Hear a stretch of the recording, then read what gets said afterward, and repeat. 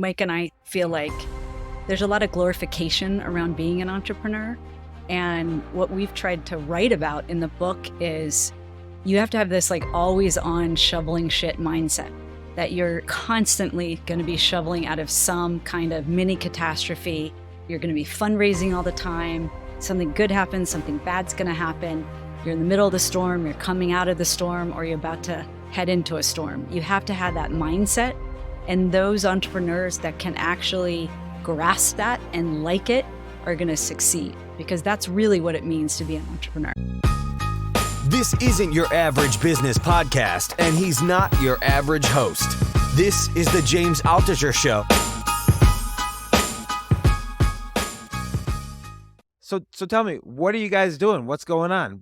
There's been like a big change. Now you're all active in social media. You're talking buddy power.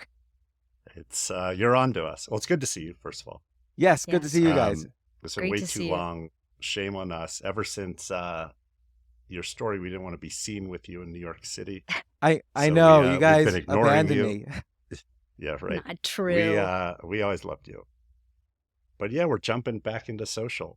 You know, our kids are older now, James. So last one's 17. We got one more year. Oh my gosh. Yeah.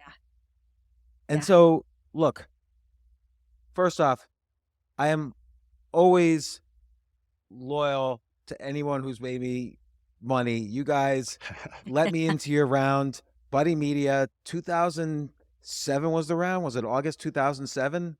Something like that? Yeah. And exactly. And I was really grateful. And you sold the company. The round was like a $3.5 million valuation or something like that, give or take. Yeah. And you sold for like 800 million, give or take. Yeah. So it was an incredible deal. You guys are incredible entrepreneurs. And are you doing a book now? Like, I know whatever you're doing is not coming out till next year, but I wanted to get you on the podcast as quickly as possible anyway. Kass, you want to start with that? Sure. So yeah, we wrote a book. It's called Shoveling Shit, A Love Story. And it's kind of our love letter to entrepreneurs and ourselves. We decided to write this, James, because we've just been saying the same things over and over again to all the people that ask us how to do a startup. What should we do? How do we figure things out? What about pivoting, models, you name it? And we've kept all this information. And finally, we were like, let's just put it out there and try to help as many people as we can. This is great because so many times I've used you guys as examples. Look, I've even written chapters in books about you guys before we knew if Buddy Media was going to succeed or not. It was a given for me that I was going to succeed right in the middle of the Great Recession, because you were so good at pivoting, at handling the worst moments. I mean, you survived through kind of the worst period in our lifetimes in American economic history. I don't want to say you flourished during that time, but you survived and did well. And I remember one time I was meeting with a guy at Benchmark, and he wanted to meet you guys. And so I sent him over figuring, Benchmark, you're going to be having, and you even called me, Mike, and you said, look, we don't need any more venture capital. Don't give people our phone number. Like, you were just so solid. You weren't like floored by anybody. Always very, and look, I'll describe how, so Mike and I met, and then Kass later I met you, but Mike and I met because when I started a company, stockpicker.com, kind of a MySpace for finance is what I was calling it at the time. Mike reached out to me and cold called or cold emailed me and said you wanted to meet and you wanted to be CEO of StockPicker. This was before our Buddy Media. You were just finishing out you had sold golf.com and you were just finishing out your 1 year you had to stay with AOL. Yeah, no, I remember the first time I saw StockPicker, I said, this is brilliant. I love this. I got to meet the person who started this. And I have a habit of cold emailing and cold calling people. I still do. So when I love something, I have to meet who's doing it. And so I reached out. You ignored me for a while. Finally, you got back to me. We met. I ignored you for a while? You did. But that's okay. I emailed again, and we met for breakfast. I'll never forget this breakfast. You ordered a milkshake and French fries, which I thought was amazing. I If you're going to eat remember that, at the Red why Flame not? Diner on At 44th the and Red 6th. Flame. And we had a great conversation. I provided some advice, not great advice. You went on to sell it, but we hit it off. We always loved each other. You were very supportive during Buddy Media. Buddy Media was not up and to the right at all times. It was a lot of hard work, took a lot of toll out of our family. And we eventually got over the goal line, and we appreciate all the help. But it was a crazy time because we started it during the great financial crisis. And if you would have told me that Bear Stearns would not have outlasted Buddy Media, I would have bet all the money in the bank. And we had Bear Stearns, Lehman Brothers, the world was falling apart, but we had zero revenue when we started. So there's only so low we could go. We just started building, and luckily Facebook grew, and the rest is history.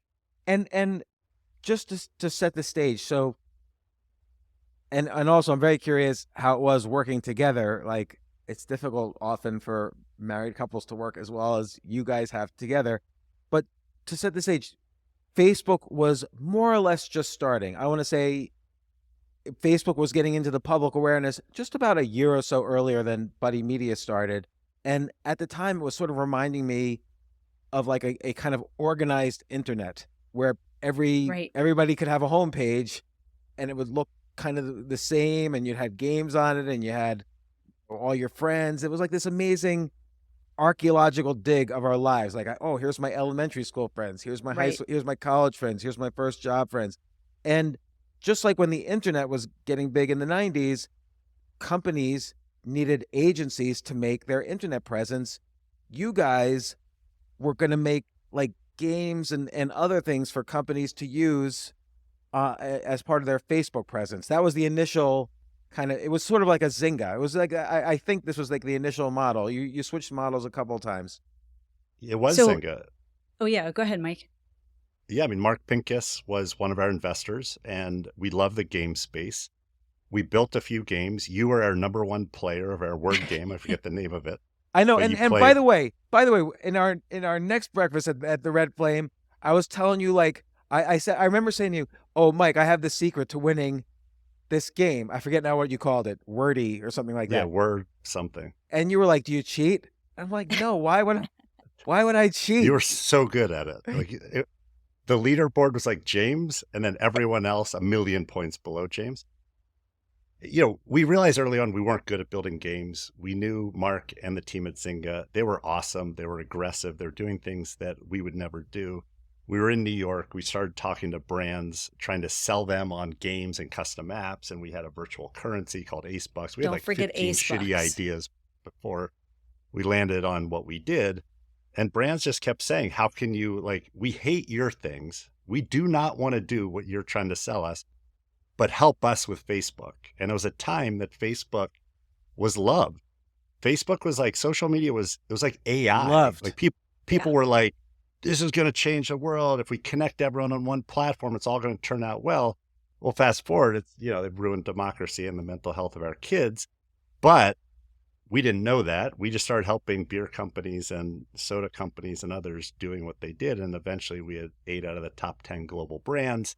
So that's just it, though. Is like you were trying to be this consumer online game company located on Facebook, and when that wasn't taking off and the Great Recession was hitting, you made the excellent decision to pivot to an agency model, which is profitable. And so, okay, you approach Pepsi and say, look, for X number of dollars, we'll figure out your Facebook presence, which is going to be really important. And that's what you did for a while. That was your first pivot. That's right. We were building custom Facebook pages for the top brands. And as you know, it's very hard to scale when you're doing anything custom, right? Yeah. You can't, you're basically eating what you kill, and it just wasn't working. And I think But you had to do it for that time, though. Yes. We had to make the relationships with all of the different brands so that they knew we were competent, right? And I think it was 2010, Mike, wasn't it then, when we decided to pivot to a SaaS company? Yeah, early 2010. Yeah. And what was amazing is we had no, there's no tech that let us do what we ended up doing early on. it wasn't until Facebook launched their APIs, their platform, where we actually could programmatically do what our software let us do. To start, it was just, how can we be a part of this world-changing technology? Eventually, the answer, because we were open to it, presented itself and we ran with it. I feel like so many companies, they come up with a model and they can't get that business model out of their head. Like they have to do that or burn up in flames in the process. And what always impressed me is that, okay, you started off doing these games, didn't take off the way Zynga, for instance, took off. Okay, let's take an agency model, which you can always fall back on the profitability of your contracts, but like you said, Kass, it's not scalable.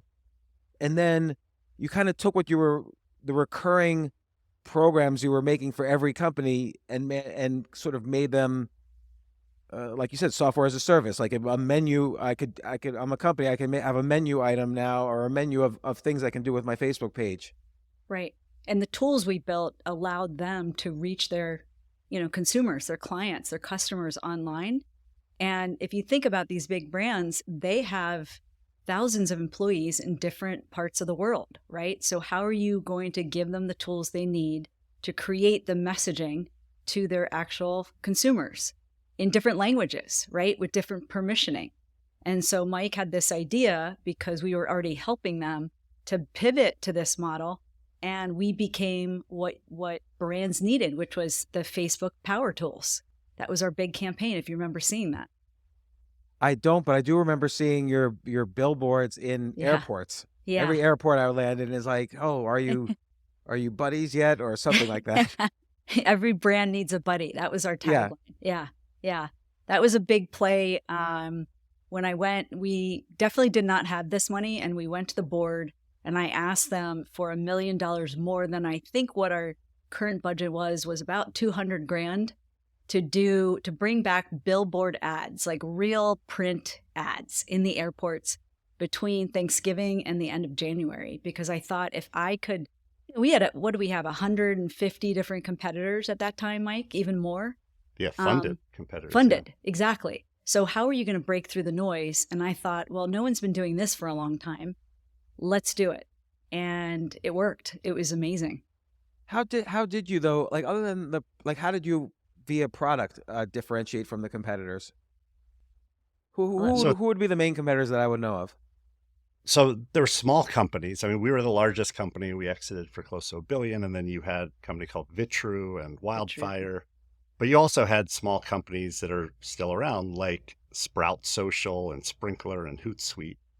And because it was like AI, you had every investor trying to get into these deals, just throwing money at anything that mentioned Facebook and Twitter and YouTube and social media. And so we were able to fund the business, and we were able to fund, most importantly, what you said earlier, the pivots. We just knew in our gut that the first, I think, 3 business models weren't going to work. And when I said we, I mean Kass. I come up with awful ideas and she shoots them down.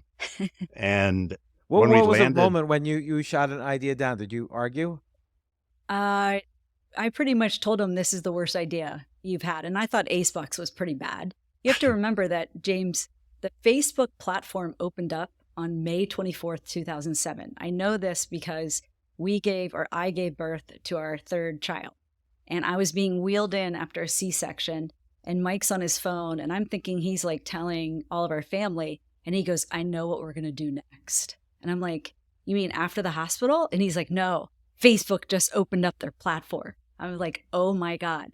So we've always had a relationship where we say things totally brutally honest, and we run with it, and we trust each other, I think. And I mean, you've had a couple ideas. Remember that ticketing idea? And I just shot that down. I'm like, we're not putting any resources behind this. What was the ticketing idea? Well, we've had, before I talk about the ticketing idea, which I don't even remember, it was so bad. I want to get the elephant in the room. It's not always easy. So it's not all like wine and roses working with your spouse. However, when it works, it's great. You have a shared mission, you have a shared purpose. You don't get home and you're like, hey, how was your day, right? Like, you are working on a lot of stuff together, not only the company, but we had 3 kids and 3 dogs. And it's what we call the imbalanced life in the book. And so we've always fought well. When we disagreed, it's been respectful. It's been, here's why. And after basically Kass being right like 5-6 times in a row early on in our career, I basically just said, she's going to keep us out of trouble. So just listen to her. She's the operator. She's a realist. And she's done that. She showed us the way. And when I've gotten in trouble business-wise is when, I'm not working with her, or when I make decisions that I don't talk to her. I don't really know when you've gotten into trouble business-wise. When was the time when you've gotten into trouble business-wise? So we've done about 100 investments personally. So not all of them, as you can imagine, have worked out. Most of the ones that didn't work out were things that I was passionate about that made no sense. Like what? I launched, I don't want to shame entrepreneurs, but a lot of them. And when you're doing stuff in this space, my biggest failure is, to date, I launched a company with an artist friend called Shape Matrix, which is still around. And, we clearly weren't kind of two people who should have started the business together. It was based on an invention that he came up with. And Kass didn't say no, but from the beginning, Kass is like, do you really want to start a company with an artist? He created a new visual language based on the 8 basic shapes. And I was fascinated by it, and I wanted to commercialize it. And so we raised 13 million. We spent, I spent 3 or 4 years doing it. And like many startups, it didn't work out. If I'd really tuned into what Kass was talking about, that's something that I probably wouldn't have jumped into. I think what you're referring to is you can't overlap when you have co-founders, right? And one of the things that Mike and I do very well, and I think that's the only time we really argue, or if I think an idea isn't the greatest and he still wants to do it, is I'm in my operations lane and he's in his kind of visionary sales lane. And when we stay in those lanes, it's amazing because there's zero overlap. We count on each other. There's no follow through or follow up. Like, hey, did you do this? Did you not? We're just humming. It's great. And so on the one hand, though, both sides are important, right? You need to be able to try lots of things to find what works. Like, and a lot of things that will seem to you, hey, this is worth trying, probably not worth trying, but it's good that you don't know that, because some things that seem to everybody like not worth trying might eventually work. Agreed. You need to have both. You actually need to have someone who is a visionary and can think about really creative ideas and can pivot when needed. But if we don't have those ideas, there's nothing I can execute on the operations side.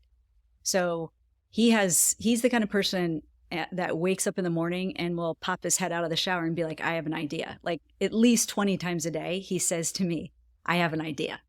And so you need that. Every entrepreneur needs to either be that person or have that person. And then you need to have the person that's actually operating and executing and figuring out if an idea can scale. And so do you ever get sick of it though? You say like, yo, slow down, Mike. We got to just get $1 of revenues Does first. she ever? Yes. Does she ever, James? I'm the first person to tell him, focus. You've got to focus. I mean, listen, when you have a lot of ideas, and you have really talked about this, James, right? You write down 10 ideas a day. You kind of have made ideas a practice instead of just writing them down, which I do. I think out loud, and I think Kass has come to realize that that's me processing. Where it gets serious is I say, okay, I want to do it. And then she's like, whoa, whoa, whoa. Like, can I tell him about the time? So we were at the very end. Yes, you can. What am I going to say? Yeah, No. she didn't wait for permission. She's just and I just was like, I'm going to do it. So right before, I think it was 2005, the end of 2005, before we sold golf.com, we had a house and we worked down in this really small room. So we had both of our computers back to back in this little like tiny office, and it's like a dungeon. And all of a sudden I get this doorbell ring. And so I go up the stairs and there's like 3 pallets of felt, like green felt. And I'm like, I don't think this is ours. And the guy's like, nope, here, it's Lazerow. And I'm like, huh? All right, Mike, I'll let you tell the rest of it. So I launched a business without talking to Kass. It was called freefelt.com. It was at a time when online poker was new, and it was a lead gen business. I would send you free felt in exchange for all of your information, and then I would sell that information to the online poker sites. And this free. What am I going to do with free felt if I play well, online poker? So if you play online, nothing. But at the time, home games were taking off. And so, a lot of people are like, I don't want to ruin my dining room table. I need a piece of felt. So it was a thing. Doesn't sound like a thing right now, but it was a thing because you had like World Poker Tour starting. Everyone at home was starting to play poker. Let's just say it wasn't a great business idea. And I should have saved the $5,000 I spent on 13 tons of felt. It was so bad. But it just shows kind of how I've grown as a human being and a business person over the years. Were you afraid to tell, like you said, I forgot to tell, were you afraid to tell Kass? Yes, I've really evolved in my ability to communicate both my ideas and my feelings. At the time, I'm like, if I could just do this and hide the felt somewhere. Unfortunately, it was a room of felt. So I didn't know where I was going to hide this felt. Kass is the operator, as you could see. So the idea that I had like 13 tons of felt that I had to hide in a tiny house, that never crossed my mind. But like all of us, we've gotten wiser over time. And I think that's, the beauty of being an entrepreneur is not just we've always had ideas, but it's putting in just ridiculous amount of work, whether it's on the sales side, on the hiring side. And, I just assumed I'd be able to market well enough to clear all that felt. I also didn't know who was going to like put it into boxes and ship it out. So it was like the worst idea ever. Logistics was not. I do want to iterate that you are great at coming up with ideas. Like when we first met about Stock Picker, I literally, you spouted out a bunch of ideas. I literally stole every single one of those ideas and made Stock Picker successful because of that. Not 800 million successful, but successful for enough. And so I appreciate that. And I thank you for letting me, and I knew you would be fine with me taking all the ideas because when you're an idea machine, you're abundant in ideas. The whole key is you don't kind of squirrel away your ideas. Oh, I hope nobody steals this. You have a mindset of abundance of ideas, and that's very important. And I've always been attracted to people who love ideas. And Kass loves ideas as well. Like, it's not that she just, operates. She's a beginner's mind. She loves to learn.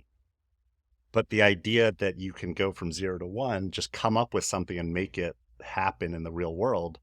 I've been doing that since college, since before I met Kass. And so that's the beauty of entrepreneurship. I think fast forward, we realize that we don't have to reinvent the world every time. And so, really large markets are really interesting because there are people spending money, and you just, as an entrepreneur, put yourself in front of a big pile of money. I want to ask about golf.com. Like, how did you get that URL? So this was the business before Buddy Media. So it started as Golf Serve because back in 1998, when we started it, there were no, single word URLs left with the word golf in it. And I had this idea that if you were a recreational golfer, that meant you didn't go to private courses. You had to go back to the same exact public course to get your USGA handicap. And I just thought that was just crap, like not fair. And, there's all these amazing recreational golfers that don't have the money or the access, just like Mike and I at the time. And I said, we've got to go and start, providing USGA handicaps. And golf was huge.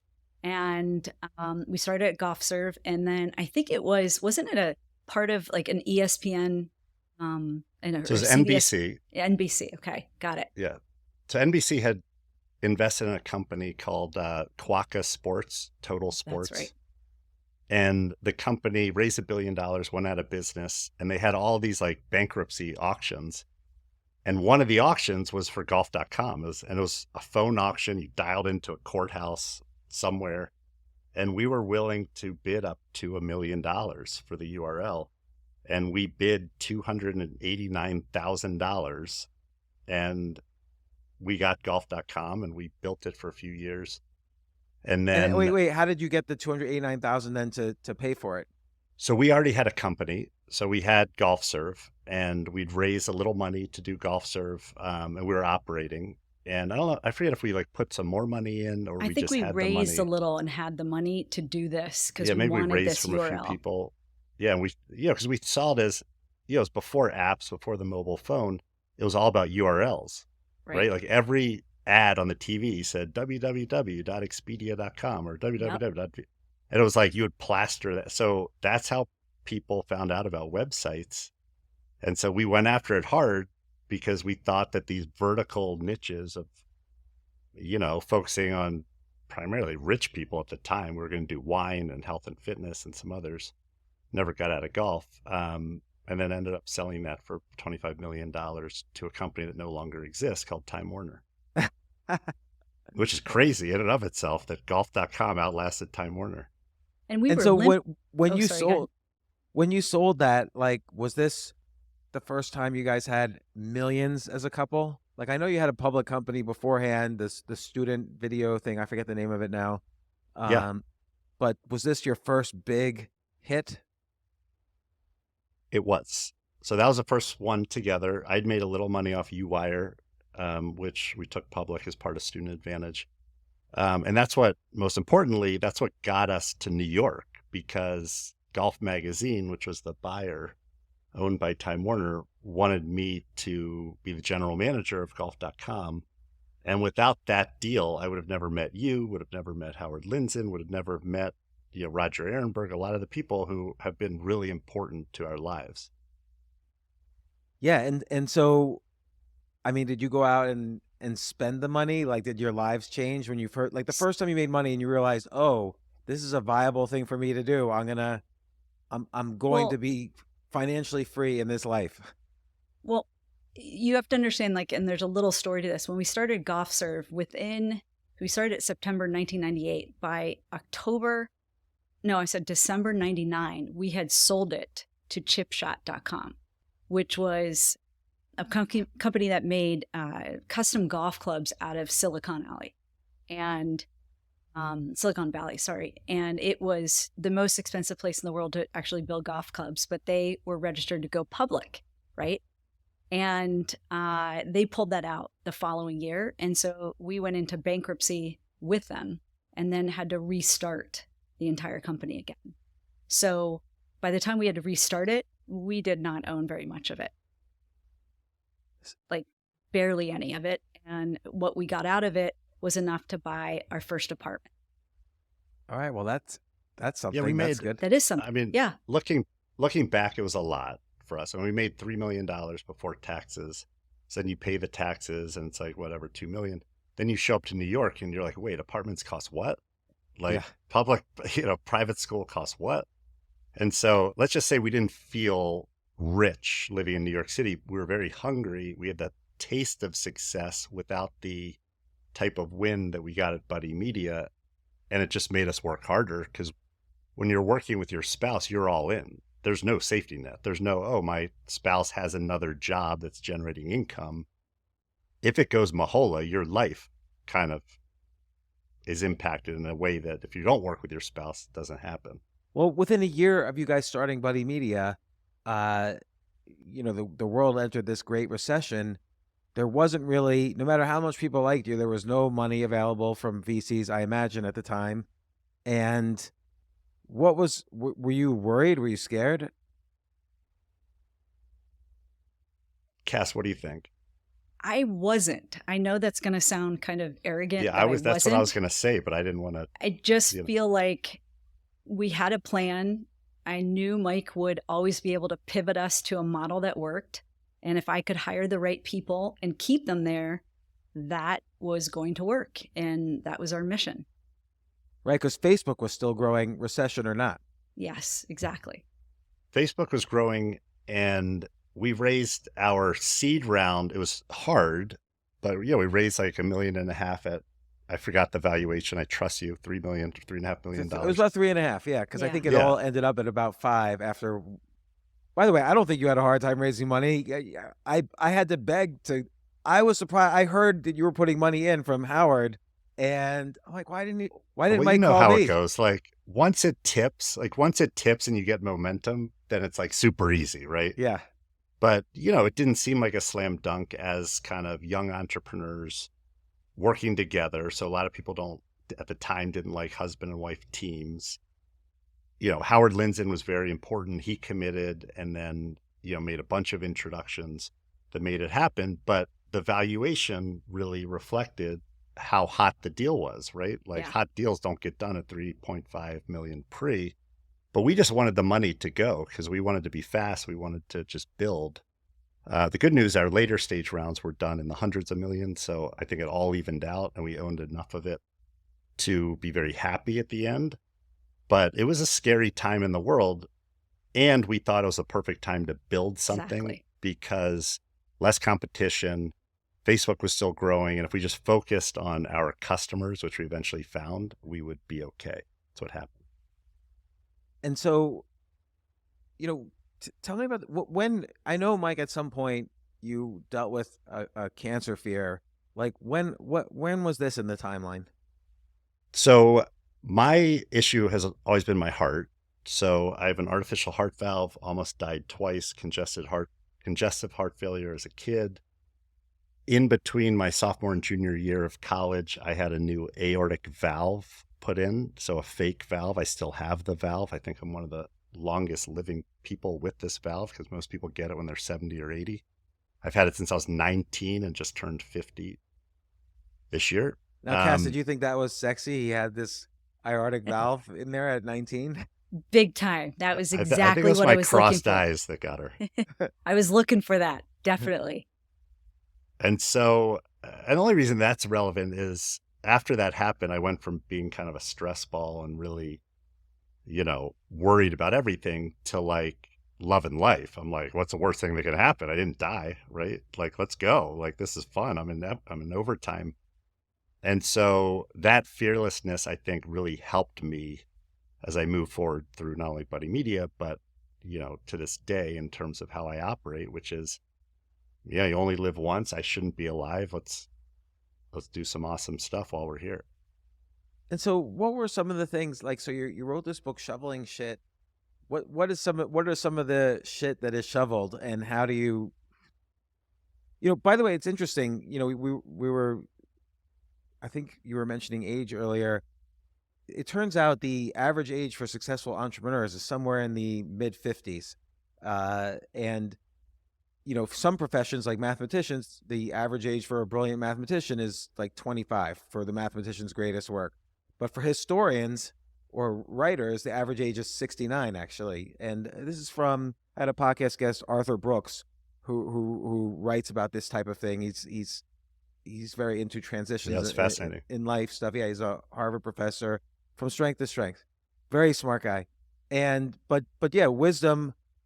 The wisdom of people always talk about like the young, brilliant entrepreneur, but it's really the wisdom of entrepreneurship that drives success.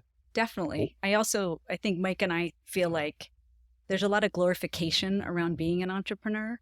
And what we've tried to write about in the book is you have to have this like always on shoveling shit mindset that you're constantly going to be shoveling out of some kind of mini catastrophe. You're going to be fundraising all the time. Then something good happens, something bad's going to happen.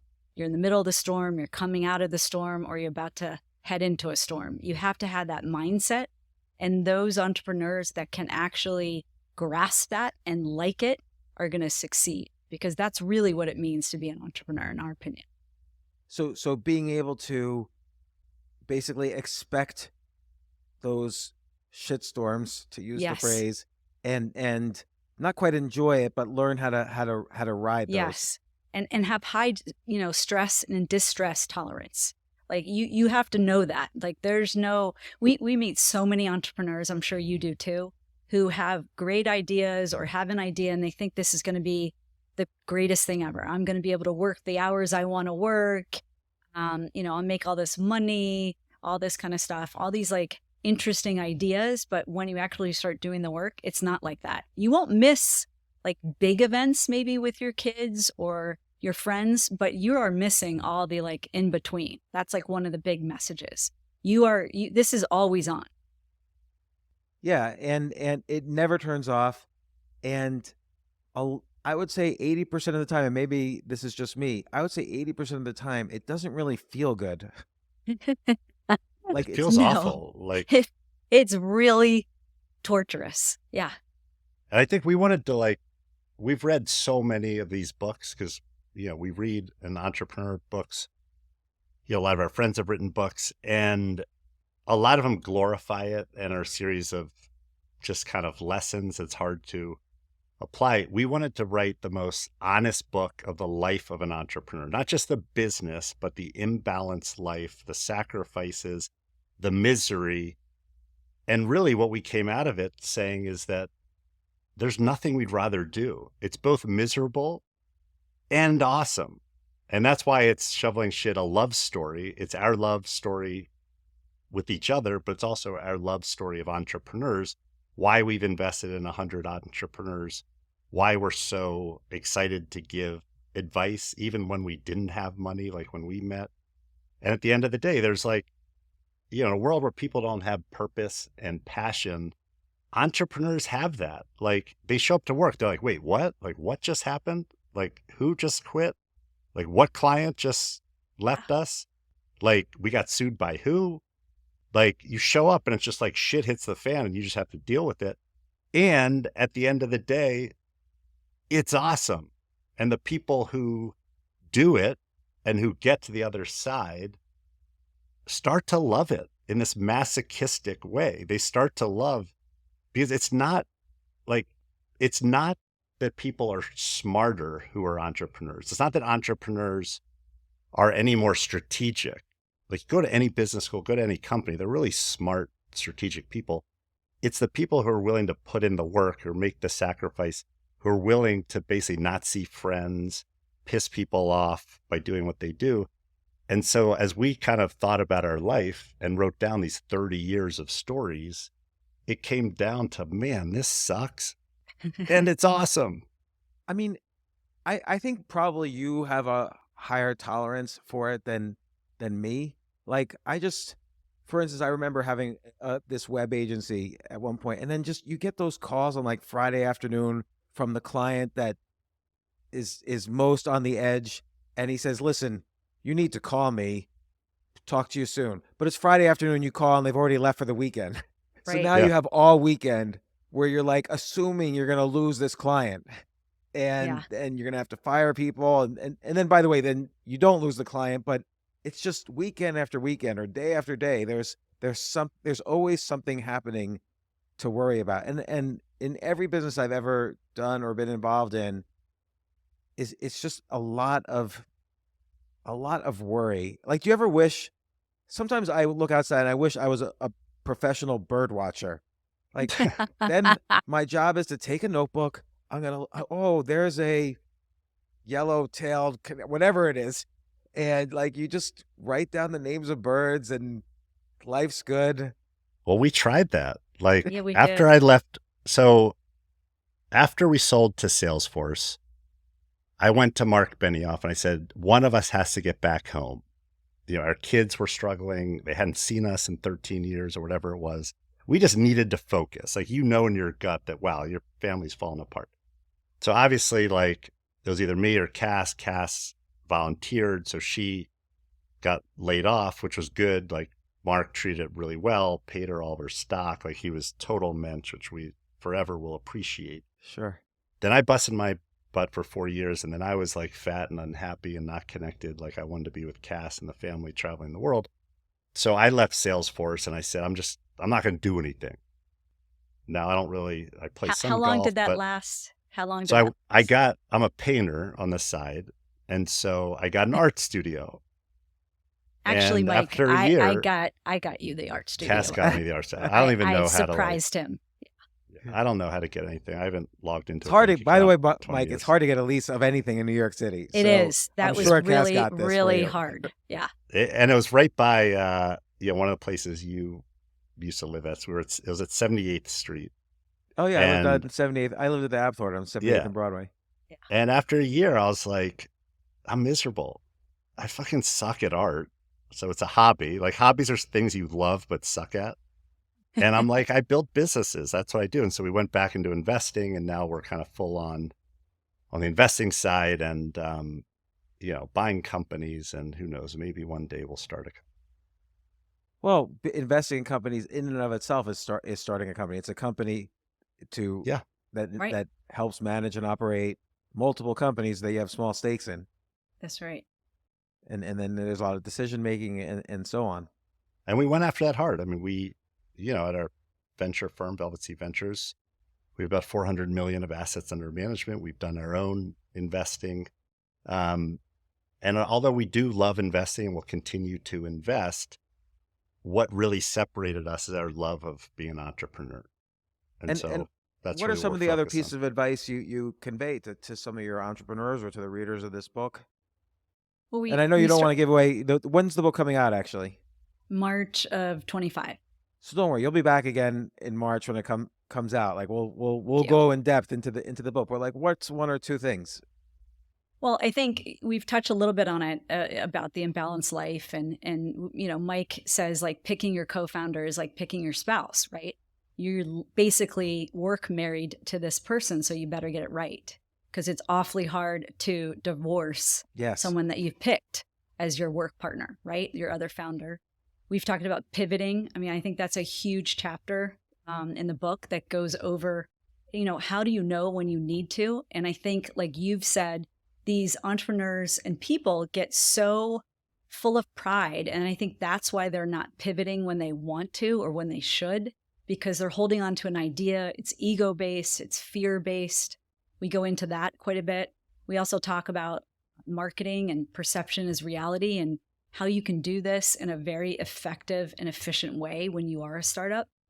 And teams. I mean, teams are like a couple chapters of our book, because it's the most important thing. Like, the thing that differentiated us were our people, right? It's not just a business model. It's just Mike's idea or how I'm executing it. It's the wonderful people that we were able to hire and field in the right position. I call it money balling, but it's really, you get a lot of velocity and good things happen when you put the right people in the right spot. I think that's really true. And I think a lot of people don't know how to recognize who the good people are. Like, people are such good salespeople that they can convince others, hey, I'm your ideal employee. I'm your ideal partner. I think it's really hard to find the right team. Yeah. I mean, it wasn't easy. And I remember right in the beginning when we started in 2007 and 2008, it was hard to find any engineer. And at that point, we just started buying these small engineers who had apps. So we'd buy their apps and then kind of inherit them. That was one way we did it. Oh, But smart. when we think back about Jeff Ragavin, for instance, how did he find you, Mike? Did he Facebook message you? No, I reached everyone I knew, say I need a really great salesperson, and someone in the Northwestern Development Office, Northwestern University's like fundraising team, somehow was connected to Jeff, and then that's how we met. Yeah, I mean, you meet these people, and if I tell you, like, he's the greatest salesperson I've ever met. So strategic, probably the number one relationship person I've ever met. And how do he's you great. sell? How did he sell your services? Like, because there wasn't like a guy in charge of Facebook for Pepsi Cola at that time. Like, who did he call? So the way, Jeff and kind of our whole team sold was, Kass and the marketing team would soften the field by, like, we did tons of marketing, tons of dinner events, tons of just events. And we basically had a vision, and the vision was that the world is moving from ads to streams. And this was back in, 07, 08. So it was before everyone was just like on Instagram and all these apps just looking at the stream. And we said, you have to adapt, and birds of a feather flock together. And we offered off the shelf everything they needed to succeed with first Facebook. The other thing that we did very strategically is Peter Thiel, who's on the Facebook board, was one of our investors. We got very close with the entire Facebook team, the sales team and the go-to-market team. And so in order to spend money with Facebook, they had to get up and running on software that helped them manage it. And so we became the number one provider, and they started just sending clients. It grew fast. Now, we didn't realize how fast at the time, but we grew from 0 to 50 million in annual recurring revenue in 3 years. So from launching the product to getting to the $50 million run rate, and actually we crossed 5 million in monthly recurring revenue that month. That is really fast. I don't think we've had any companies that we've invested in that did that. And we got there because there was a seismic shift in the world that Facebook was ushering in. It wasn't us. It was every company waking up and saying, I got to figure this out. How do I figure it out? Oh, buy Buddy Media. And it wasn't a coincidence that happened. I mean, there was people don't remember, there was excitement around Facebook then. Mm-hmm. I mean, look, it was, I think, in the summer of 2006. I think it was Microsoft offered Facebook $1 billion, and they turned them down. And I remember writing at the time in the Financial Times, I wrote a column, Facebook was smart. They're worth at least $100 billion. Everybody at CNBC laughed at me because then I went on CNBC to talk about it. But of course, it became much more than $100 billion a few years. On IPO day, it was $100 billion. Right. But and then what was strategically smart was getting right away in your round maybe two of the most important people in the Facebook ecosystem at the time, Peter Thiel and Mark Pincus. Yeah, and Ron Conway, who was very close with Zuck and everyone out there. I spent a lot of time on the West Coast building relationships. I felt like if we're going to build on a platform, we really need to be close to that platform, because at any given time, we were one decision away from being out of business. They could have just said, listen, no more APIs, no more marketing platforms. We're going to do that. Right. And that's happened in some other areas. If you think of Twitter shut off APIs. I remember Twitter, that affected Howard's stock twits. Yeah. So these platforms have a way of like being nice until they're not nice, right? Oh, we love you. Build on top of us until they're really big. And then like, oh, thanks. We'll take over from here. And so I spent a lot of time out there, and I'm not going to lie. A lot of what we did at Buddy Media was, we did a good job, but a lot of it was luck. Like, let's just be kind of completely honest. And when I say luck, it's timing. It's everything went our way at a time when it didn't have to go our way. And so we were part of something much bigger. We just happened to be there with a bucket mopping up the money. I don't think it was luck in the 2009 or 2010 time. Maybe it was, I don't even think it was luck in the beginning, but maybe it was good in 2007, 6, whenever you first had this idea. It was talented that you recognized this was something that was going to have explosive growth. I was so excited the first time I used Facebook because I remember thinking, when would I ever call up my first grade best friend and ask him, hey, how'd your kid do in a soccer match yesterday? Yeah. I would never do that. But now I see these things, and everybody in the world can. And it was just an amazing feeling, which doesn't occur anymore for some reason. But that's why I wanted to jump in. What you just said is exactly why I loved Facebook. Dudes don't love calling other dudes, but we like keeping in touch, right? Yeah. This is something else that I think we talk a lot about in the book is networking. And fundraising, right? You never stop networking because you never know where your next dollar will come from or your next opportunity. And Mike was so good about that. It's grueling. He was traveling all over the country, all over the world. But you, as an entrepreneur, you can't sit still and just hope, okay, like I can pick up the phone and call someone. You have to build that relationship. And when you do build it, then there will be people who are interested. And to our delight and surprise, most, if not all, of the people that invest in us are really good friends of ours now. And we're still in touch and really close with all of them. I think of Karen Klein, and she's, one of my favorite investors. Who invested on behalf of SoftBank, yeah. Yeah. And what's a good, like, going to conferences, I always find to be a horrible networking technique. For you guys, what is a good networking technique? So I love cold calling. Like you did with me. Yeah, and I think if you think about most people, like they haven't made a ton of money, right? And so all you have is time. So instead of watching Netflix, pull up your computer, find people's email addresses, write in through like info@whatever.com, tell a good story, and try. Like, these doors will not open up for you unless you try to open them up. And I've always just, when I was just thought about this, haven't written about it or anything. When I was like 12, I wrote to the board of a company called Sallie Mae, Student Loan Marketing Association. I was 12 years old. I said, "You have no students on your board. I would like to serve on your board." And they responded. They said, "Thank you very much. We don't accept seventh graders. That would be illegal. We can't employ children anywhere in our business." And they use like a child labor law to say like why I couldn't be on their board of directors and be an I like they officer had of to the like company. really think about it. Like Yeah. they had a meeting. How do we reject this kid?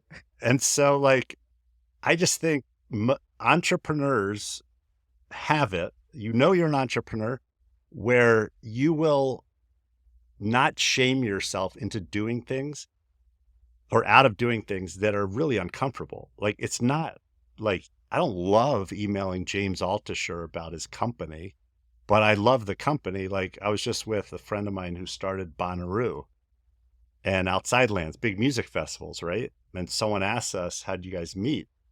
And, Rick Farman, who's at Superfly, invented the Modern Music Festival. He goes, "Well, I got this like email from Laz who said that he came to my festival with his 2 kids and he created a video about how much fun he had, even though it was 110 degrees and he was sleeping in a tent and almost killed them." And I thought it was awesome. And we got together and I've been friends with them ever since. So people who are listening to this, who are not thinking about who are the people that they'd love to meet, because most people are sitting around like bored. And if they get an email from someone who's like, "Hey, I really like what you're doing. I'd love to just like talk to you and see how I could help out." Like, a lot of people will respond, whether you're Mark Cuban or whether you're Kass Lazerow.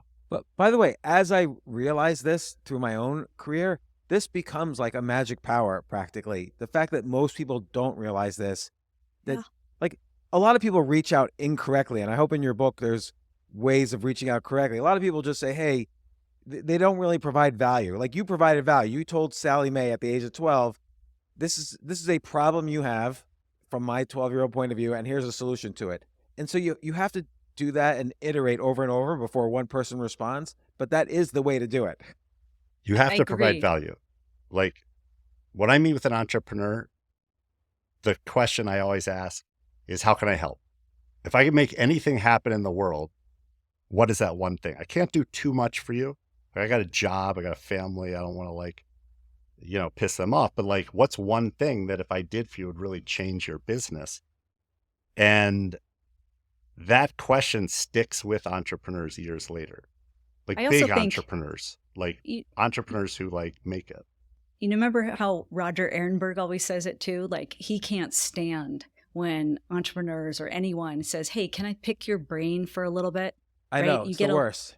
It's the worst because it's offensive. Like, my time isn't worth it and your time is, and all that kind of stuff. The way Mike's gone about it and taught so many entrepreneurs is the right way. Like, I have some ideas. I'd love to share them with you. I'd love to help. That kind of mindset is necessary to open doors. By the way, my equivalent 12-year-old experience, if you don't mind me sharing, is in 1980. So I was born in 1968. In 1980, I went to the Democratic National Convention, which was in New York City, because I told them they needed kids can influence parents. So they needed Yeah. like Junior Democrats of America, and I was happy to run it for them. And That's so they amazing. invited me to hang out on the floor of the convention with all the other delegates and stuff. And so I spent the convention there. Doors can be opened, and it's not, I look back and I love warm intros and, take advantage of them if you can get it. But you need to open your own doors. And I think that's what sales is. Sales is like getting someone to do something that you want them to do without them knowing that you want them to do it. Now, let me ask you, now, did you write this book together? Yes, we did. It was an And interesting process. You would love this because I had all these ideas that I'd written down, and you ready for this, in a spreadsheet, because I think in spreadsheets. And I'd written them all down and kind of built the chapters and ideas, and each cell was like a different bullet. And I go, okay, Mike, I need a little help with this. He's like, I can't write book in Excel. What are you talking about? This has to be in a Word document. He was mad. This is like a 2-day discussion. And Well, I'm like, but then how did not then you break it happening. into stories and write the book? So we didn't, Go ahead. we didn't, you know, we had a lot to say, but we didn't really know what a book structure was, because we read all sorts of stuff and we didn't want it to be just, and so we, like we do everything, we asked a lot of people, and we wrote it, but we had help from someone who's written a bunch of books about like, how should we think about structure? Kass is all about structure.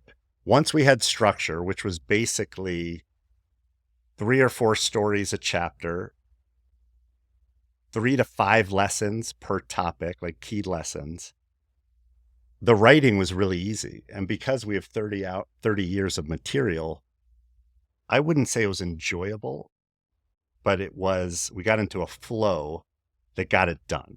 Yeah, because you had the stories, so it was a question of dividing up the stories by chapters, and that's something that's very structural. You can do in a spreadsheet. The part that gets a little tricky is, it's like you have a sign behind you right now, Mike. Day trading attention. Writing a book is like day trading attention. You have someone's attention. You know you have someone's attention at the beginning of a chapter. Otherwise, they would not have opened that chapter. But then you have to keep that attention. There's a give and take. And it's very important to hold on to it. It's a precious thing, someone else's attention. And I'm sure by the end of this book, you appreciated the importance of that. And, I went to journalism school. I love stories. Part of like sales, fundraising, everything is a story. And I didn't want, and Kass didn't want, the world's greatest textbook about entrepreneurship. We wanted a very quick read that when people put it down, they're like, that was worth it. I learned something. It was funny. It was fun. I got to know these 2 goofballs.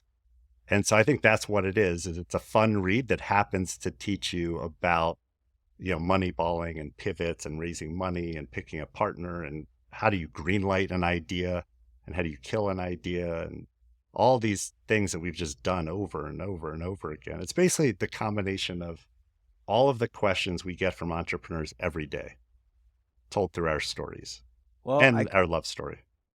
I can't wait to read all these stories. The book's coming out next March. You'll come on again to talk about it, I'm assuming. And everybody should pre-order. Can people pre-order yet? It's probably too early to pre-order. Yeah, not yet, but then go to kassandmike.com and sign up for a free chapter and connect with us. And we're going to be having some fun. We'll be doing events, so definitely sign up. We want to make this interactive, and we love entrepreneurs. So part of this is we want to interact with more entrepreneurs as we, go through the process of promoting the book. So everybody should sign up for kassandmike.com. And I just knowing you guys, I can guarantee those events are going to be something special and worthy of attending. I will seek to attend. And I do want to mention, when I did write my article, you said to me, Mike, that I wrote it just to be shocking. And now you probably know, having written this book, if you write something just to be shocking, it'll never be good. It won't be good. You have to care about what I did care about what I was writing, and it was important to me. Now, at the time, you wrote something that's probably the nicest thing that anyone has ever written about us, other than like maybe something our parents wrote us. And, at the time, I think we were in a place where we were in PTSD, but we've taken that with us. And there are a few people who really impacted us in a huge way, kind of how you think and how you think differently. Gary Vaynerchuk, who started his business from our conference room at Buddy Media, who, he wrote the foreword to the book, one of our, great friends. And we've seen him build his business. We've seen you write like 15 books since we met and do all your businesses. So, part of this book is a love story to you guys for saying yes to us and building that relationship. Well, I always appreciate you guys. I'm looking forward to the book. I'm looking forward to you coming back on. I know you're going to have some amazing stories to tell. And thanks for giving us this intro now. To be continued. Amazing. you. Thank you. Appreciate Thanks for it. having us. I Love you appreciate guys. it.